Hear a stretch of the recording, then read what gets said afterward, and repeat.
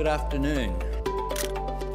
You have to go quite a long way down the Cabinet list before you strike any significant change in the team announced by the Prime Minister today. The broader executive of the government, including Cabinet Ministers, the Outer Ministry, Assistant Ministers and Special Envoys, is vast. 49 people in all, including 23 in Cabinet. But that reflects the size of the government, which as of today seems set to include 93 members of the House of Representatives and 28 senators. A caucus brimming with capacity, talent and energy in both the House of Representatives and the Senate. It is an extraordinary opportunity for ministers, but for the entire caucus going forward, to put in place the agenda that we put forward positively to the Australian people, an ambitious agenda to change this country for the better. But it is in a few key changes that the ugly realities of Labor Party realpolitik show up. Mark Dreyfus has been dumped as Attorney-General and replaced by former Communications Minister Michelle Rowland. Industry Minister Ed Husic has been dumped from any frontbench position. There is a too convenient political equilibrium in the fact that the most senior Jewish MP in the caucus and the first and most outspoken Muslim MP have both lost their jobs. You can't celebrate diversity and then expect it to sit in a corner silent. You need to speak up when you bring those different views to either a cabinet table or a caucus.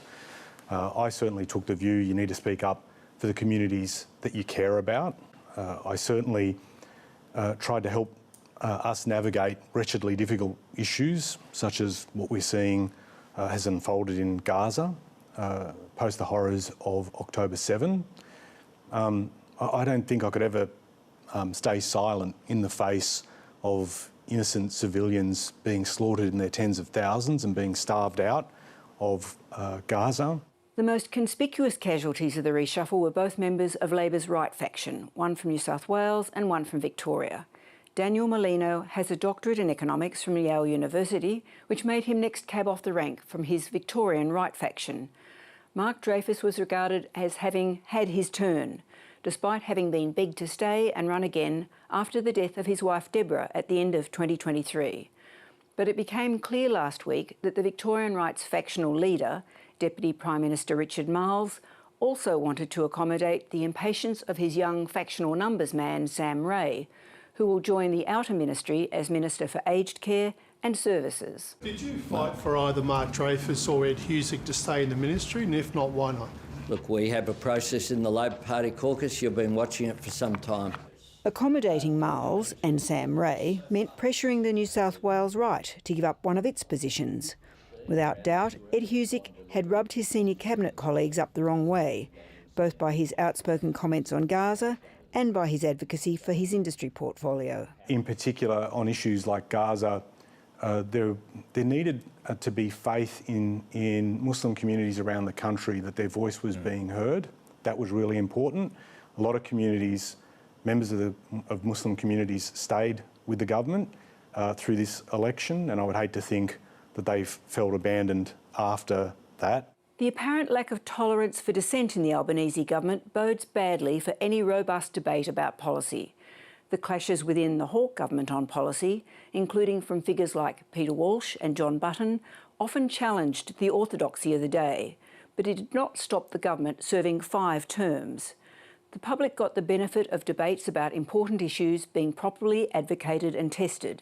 The Prime Minister was insisting today that the ministry was purely a result of factional decisions. The process occurred in the normal way of the caucus. What I've done is to allocate portfolios. That's a system that's there. It's one that Ed and others have supported for a long period of time.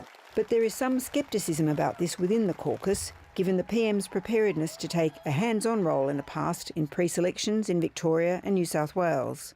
Tanya Plibersek, who found herself on the Prime Ministerial outer in the last Parliament, has maintained her seniority by taking on social services, if not her previous environment portfolio. Just jumping on here to say thank you so much for all of your support during the 2025 federal campaign.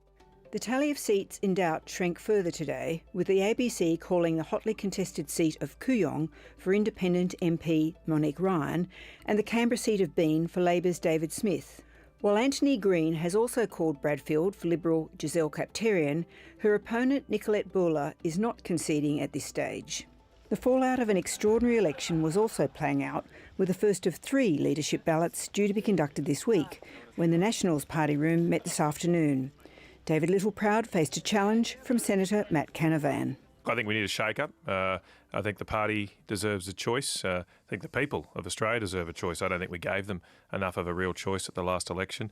So I'm standing to try and be a agent of change. About 10 years ago, it seemed like global warming wasn't really working, so it changed to climate change and started talking about floods and cyclones and all these things. And when you actually read the science, there's very little evidence that most of those natural disasters are getting any worse. A ballot has been conducted for the leadership of the National Party and the deputy leadership.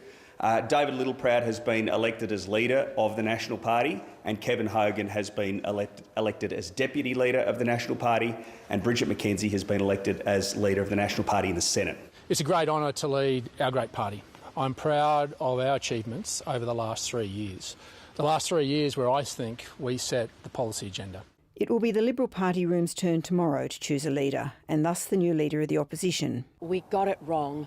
We need to do things differently going forward, and we do need a fresh approach. So, on Tuesday morning, when the Liberal Party room meets in Canberra, I will be putting myself forward for the position of leader of the Federal Party. Today I'm stepping up.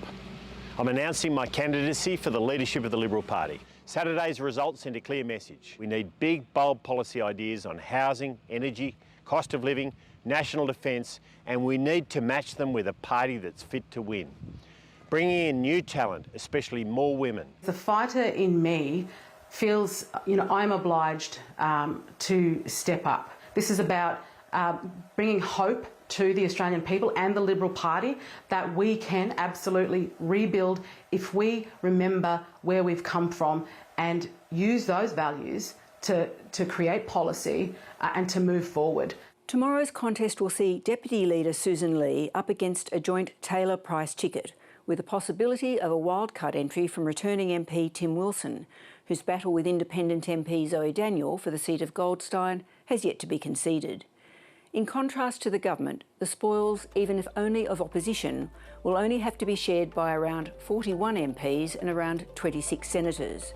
The Greens will choose their new leader on Thursday.